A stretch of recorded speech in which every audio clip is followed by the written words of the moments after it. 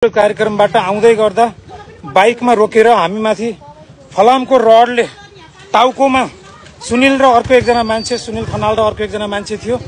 फलामको रडले बाइक रोकेर मलाई मेघदाईलाई टाउकोमा हान्ने। मैले हातले छेक्दा यसरी हात र हेलमेट धन्न मैले हेलमेट लगाएको थिएँ र हेलमेटले मेरो ज्यान जोगियो। आज यसले हामीलाई यसरी हानेर प्रहार गरेको छ। यो ज्यान आज हामीले नदी संरक्षणको लागि बोल्दै गर्दा विधि प्रक्रियाको रूपमा विधि प्रक्रियाको फलो गरेर आँधी खोलाको दोहनको विरुद्धमा बोल्दै गर्दाखेरि भर्खरै हामीलाई धम्क्याएर थुप्रै मान्छेहरूको अगाडि त्यहाँ सुर्खौँदीका स्थानीय मान्छेहरूको अगाडि हामीलाई धम्क्याएर उनीहरू निस्केका थिए र यहाँ बाटो रोकेर हामीलाई ठ्याक्कै यो घुम्टिनेर दरबार चौकबाट सुर्खौँदीबाट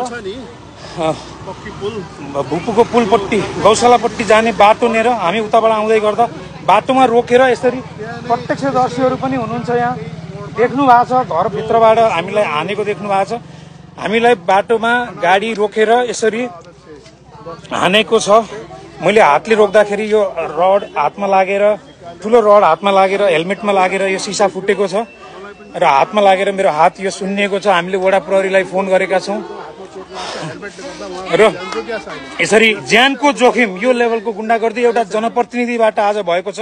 सुनिल खनाल भन्ने मान्छेले अर्को एकजना मान्छेसँग हामीलाई पहिला थुप्रै मान्छेहरूको अगाडि कार्यक्रमकै बीचमा हामीलाई धम्क्यायो र त्यसपछि यहाँ हामीमाथि रड प्रहार गरेर ज्यानको जोखिम धन्न मैले यो हेलमेट लगाएको रहेछु यो धन्न मैले हेलमेट लगाएको रहेछु र आज ज्यान जोगियो। यो लेभलको आक्रमण यसरी गरेको छ। वालिङमा यो तहको गुण्डागर्दी हामीमाथि भएको छ। हामीले प्रहरीलाई फोन गरेका छौँ र स्थानीय थुप्रै स्थानीय प्रत्यक्षदर्शी यहाँ हुनुहुन्छ। हामी अब ज्यानको सुरक्षाको लागि चौकीमा उजुरी गर्न हामी जाँदैछौँ। प्रहरी पनि यहाँ आइपुग्नु भएको छ। हामीलाई रोकेर गाडी पनि यहाँ छ, सुनिलको गाडी यहाँ छ यो अरेन्ज कटेजभित्र। यहाँ हामीलाई पिटेर दुईजना यहाँ भित्र छिरेका हुन्। हामी चिन्छौँ, उहाँ प्रत्यक्षदर्शी पनि हुनुहुन्छ। उहाँ दुईजनाले चिन्नु भएको छ, उहाँहरूले हेर्नु भएको छ। सुनिल खनालले हामीलाई पिटेको हो। सुनिल खनाल र उसको एकजना साथी, सुनिल खनाल वडा नम्बर 10 को वडाध्यक्ष र उसको एकजना साथी मलाई पनि नालामा घुसाड्दियो।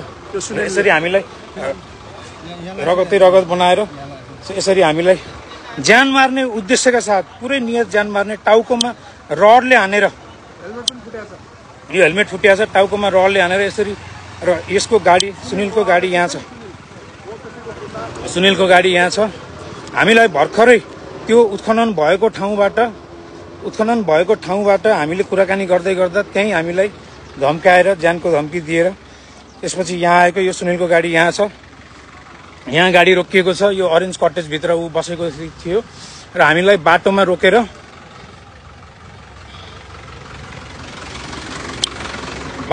हामीलाई यसरी प्रहार गरेर मेरो हात यो सुन्निएको छ।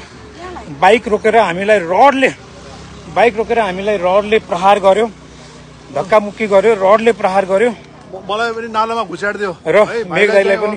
र हामी ज्यानको जोखिम भयो भनेर, असुरक्षा भयो भनेर हामी चौकी जान भनेर हिँडेको बेलामा चौकी पनि नपुग्दै हामीलाई बाटोमा यो घुम्टिनेर रोकेर सुनिल खनाल वडाध्यक्ष र उसँगको अर्को एकजना व्यक्ति अघि हामीलाई थुप्रै मान्छेहरूको अगाडि, महिलाहरूको अगाडि अपशब्द बोलेर आउने मान्छे र त्यही मान्छेले हामीलाई यसरी रड प्रहार गरेर अहिले बोल्न पनि अलि सकिरहेको छैन। हात सुन्निएको छ, रगत आएको छ, टाउकोमा लागेको भयो सायद।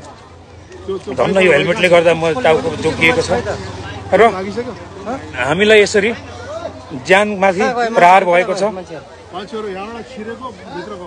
र प्रत्यक्षदर्शी पनि हुनुहुन्छ। यही ठाउँमा घरबाटै ढोकाबाटै उभिएर दाजुले पनि हेर्नु भएको छ, प्रत्यक्षदर्शी हुनुहुन्छ। हामी मान्छे पनि चिन्छौँ, मेघदाई र म हामी सँगै थियौँ र यो लेभलको यो तहको अनिष्ट यस्तो खालको गुण्डागर्दी यो तहसम्म गिर्ने, हामी नीतिको कुरा गर्छौँ, प्रक्रियाको कुरा गर्छौँ। हामीले जे भएको त्यसको प्रमाण छ कि छैन, प्रक्रिया मिलाइएको छ कि छैन, वातावरणीय अध्ययन भएको छ कि छैन, त्यो कुरा मात्रै खोज्न हामीले आएका हौँ। कुनै व्यक्तिगत रूपमा हामीले प्रहार गर्न खोजेका होइनौँ। तर यो तहको हामीमाथि आज प्रहार भएको छ। यो वालिङको अहिलेको भर्खरैको घटना हामी अहिले धन्न मैले यो एउटा ठुलो मोटो स्टिलको रडले हानेको थियो। धन्न मैले हेलमेट लगाएको रहेछु र टाउको मेरो जोगियो। आज मेरो ज्यान जोगियो। त्यो सुनिलको सँग आएको सुनिलले मलाई घचट्यो, म नालामा गिरे। यसरी चाहिँ अनि भाइलाई चाहिँ त्यो हामी यहाँ छौँ। अब यो हामी चौकीमा यो केस प्रहरी पनि यहाँ आइपुगेको छ, घुम्तीमा भएको प्रहरी पनि आइपुगेको छ र हान्दै गरेको, हामीलाई पिट्दै गरेको, ज्यानै मार्ने जस्तो उद्देश्यले हामीलाई पिट्दै गरेको यहाँ प्रत्यक्ष देख्नु भएको छ। यो लेभलको यो के भन्ने, यो कस्तो गुन्डागर्दी हो। हामी आफ्नो ठाउँमा आफ्नो आँधी खोलाको सुरक्षाको लागि, आफ्नो क्षेत्रका जनताहरूको लागि आज आवाज उठाउँदै गर्दाखेरि आज मेघदाईलाई यहाँ नदीकै बारेमा जीवन आहुति गरेर हिँड्नु भएको छ। उहाँको दारी फुल्या छ। नदी संरक्षण देशभरि काम गर्दा म आज यसरी मेघदाईको सपोर्टमा त्यहाँ गएर उभिएको भएर आज यो तहको प्रहार हामीलाई भएको छ।